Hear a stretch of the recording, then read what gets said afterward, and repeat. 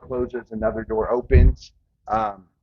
Close all the doors, make them jump out the window. That's the best, but sometimes they're gonna kick their way back through the door or whatever. But we're gonna always have an answer. That's one of the beautiful things about the sport.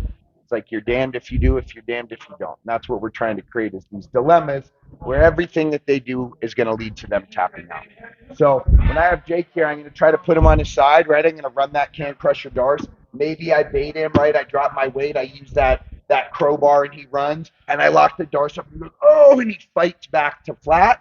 Well, we're still going to finish, right? So I'm here, traditional side control, hybrid side control, backstroke, loop, and I'm in flat mode. Drop my knees, encourages him to go. We get here and he fights back flat. Boom. So here I'm in a north-south position. What I want to do is I want to make sure that I'm chest to chest and I'm pinning him. This left arm, right, is still looping his head. And I'm going to find this hand.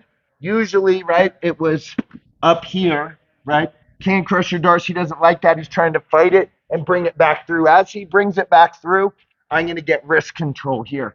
But I want to stay chest to chest when I'm pinning him, right? Especially with younger guys. Younger guys don't care about their neck health. They don't understand that one day they're going to be old and they're going to want to be able to make left turns and back out of the driveway. If I'm not pinning him here and I start to immediately drop to his neck, he's going to start whipping all around and doing a bunch of dumb shit that's going to hurt his neck. But when he's young and dumb, he's not going to realize that it was dumb for 20 years. So I want to stay chest to chest where I'm pinning him here. That left arm is in place, and I want to ride out sort of his spazziness where he's bucking and rolling. And a lot of times, he's just going to be happy that he made it back to flat, right? When I feel him take that moment where he's like relaxes, he's no longer exploding, then it's time to make my transition. Okay, cool. The other way. Yeah. So going from chest to chest where he's carrying my weight, notice my left hand is like this. My thumb is pointed towards the ceiling, right? The pinky side of my hand is on the mat, and I'm just kind of like straightening it to get that squeeze on his head. Now I'm going to drop into my finish where I'm no longer pinning him chest to chest. The weight comes off of him, which means he can buck and do that silly stuff again. But I'm going to take this wrist and I'm going to push myself backwards, sliding off of him till my chest drops to the floor. And that left hand that was pinky to the mat is now palm to the mat. If you come over here, you can see, but it's not super important. I'm dropping palm to the mat, and then I can even get forehead to the mat. But it's important that my left elbow stays down. If this elbow comes up, I'm going to lose it. Left elbow on the mat, left hand on the mat, forehead on the mat, and then I simply walk like a clock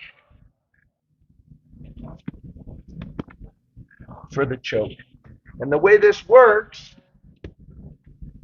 here's my pinning position. You see the space where his head and neck are, right? There's a lot of space. Here, I go boom. That space has gotten smaller, right? A lot of space, smaller space. And then I'm going here to close the space, right? I'm not squeezing at all. All I'm doing, chest to the mat and closing the hole. When I stopped squeezing, this choke became effective for me. And understand, mostly I think because I'm a wrestler and I try to do everything. If it doesn't work, add more force. It took me a real long time to perfect this one, but it's so nice when you get it. You just ride them out chest to chest when they're like, they're sort of take that moment where they're like exhausted or they're thinking like, okay, that's not working. I'm going to think of something else. Slide off, palm to the floor, close the door. Questions on it? Need to see it again? Yes, sir. I don't squeeze at all. I'm here, I'm pinning him, I'm holding this wrist, and then I go, boom, here. The squeeze is this. It's like I'm squeezing. Like the same, like I'm basically squeezing here, but my arm doesn't move. My body just moves towards it. It's kind of like Von Lucho. You don't squeeze anything, you just push the weight down. Yeah, yeah. The whole thing is I just run my body like a clock. You know, it's like I'm chest to chest pinning after he starts bucking, And like, if you drop off early and start doing it while he's still going crazy, he's just going to be whipping his whole body around and like, he can potentially like pull his neck free. I don't certainly don't recommend it. We had a guy when I first started teaching over at Genesis that did something bad in there. Ended up needing surgery from trying to kick out of this position. When your head is being anchored down, you don't want to start whipping your body around, right? I mean, it feels like the right thing to do at the time, but you know what the right thing to do is? Yeah. Questions? Yes. So why wouldn't you want to grab a neck?